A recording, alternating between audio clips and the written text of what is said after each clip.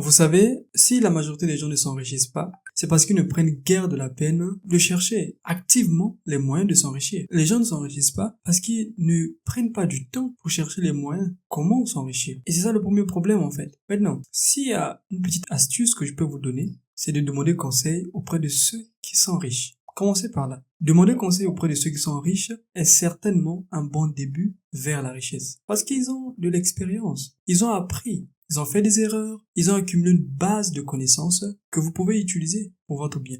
Et donc, c'est très important de commencer par là. Demander conseil. Maintenant, il ne faut pas le faire au hasard. Il faut identifier les bonnes personnes. Près de qui? Solliciter un conseil. Solliciter des bonnes personnes. Ceux qui manipulent de l'argent. Ceux qui ont eu du succès. Ceux qui ont fait des erreurs et qui se sont relevés. Apprenez de leur mindset, apprenez de leur manière de réfléchir, leur manière de se comporter avec l'argent. Et ce serait très utile pour vous. Maintenant, il y a 3 règles de gestion dans la richesse. Il y a 3 règles de gestion dans la richesse. La première règle, c'est comment amasser de l'argent, comment acquérir de l'argent. Vous devez commencer par là, parce que si vous n'avez pas l'argent, vous ne pouvez pas avoir de la richesse. Et la deuxième règle, c'est comment garder de l'argent. Et oui, vous pouvez avoir de l'argent, mais vous ne savez pas comment garder cet argent. Et c'est un énorme problème pour vous. Et la dernière règle, c'est comment utiliser de l'argent. Et oui, comment utiliser de l'argent? Est-ce que vous savez utiliser de l'argent? Vous avez de l'argent, vous savez acquérir de l'argent, vous savez amasser de l'argent, vous avez des sources de revenus, c'est bien. Vous savez comment épargner, garder de l'argent, et c'est très bien également. Mais vous avez de l'argent avec vous, vous faites rien avec. Vous savez pas comment l'utiliser. Vous savez pas comment utiliser l'argent, et c'est aussi un très grand défaut. Donc, c'est quelque chose d'important. 3 règles. Premièrement, comment acquérir de l'argent. Deuxièmement, comment garder de l'argent. Troisièmement, comment utiliser de l'argent.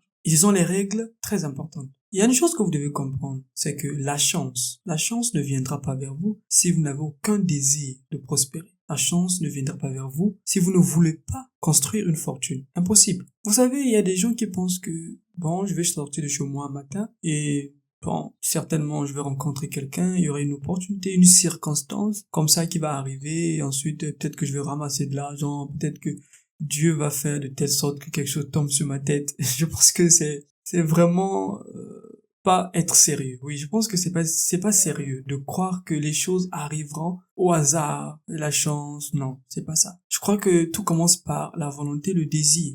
Si vous voulez quelque chose, vous pouvez l'avoir. Si vous avez la volonté, vous pouvez l'avoir. Et il y a quelque chose que j'ai appris, c'est que lorsqu'une personne est déterminée, il trouvera toujours des moyens pour atteindre ses objectifs. Et donc, si vous êtes déterminé à construire de la fortune, si vous êtes déterminé à construire de la richesse, je pense que vous trouverez des moyens pour acquérir de l'argent. Vous trouverez des moyens. Maintenant, la chance, elle viendra par le désir. Parce que ce désir, ce serait une forme de puissance qui va émaner de votre âme et qui va vous conduire. Le premier pas que vous faites dans l'acquisition des biens, le premier pas que vous faites dans la construction d'une fortune constitue toute la chance que vous possédez. Oui, moi je pense que c'est comme ça. Si vous commencez à faire le premier pas, si vous commencez à bouger les lignes, si vous commencez à avancer, si vous commencez à prendre des risques, il y a une grande probabilité que vous puissiez acquérir de la richesse. Et je pense que ce que les gens appellent entre guillemets la chance pourra certainement vous rencontrer. Et c'est ce que moi je pense. Vous savez, j'ai pas appris ces choses à l'école, malheureusement.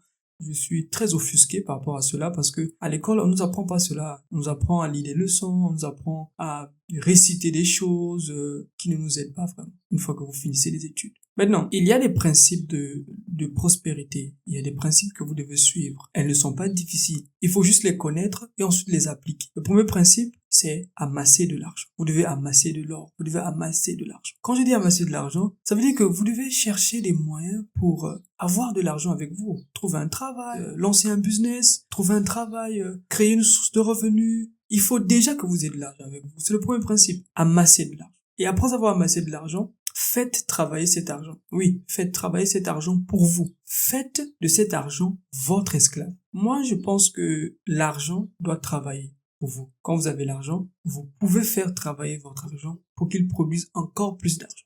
Et le troisième principe, c'est consulter les gens qui manipulent de l'argent. Consulter les gens qui ont réussi. Demandez conseil auprès des hommes qui sont riches. Demandez conseil auprès des hommes qui ont réussi dans leur vie. Et ce n'est pas une honte de se rabaisser pour acquérir de la connaissance. D'autant plus que la connaissance, elle est payante. Demandez conseil, c'est très important. C'est le troisième principe. Et le dernier principe, c'est apprendre à investir afin que votre argent apporte des intérêts. Oui, vous devez apprendre à investir votre argent.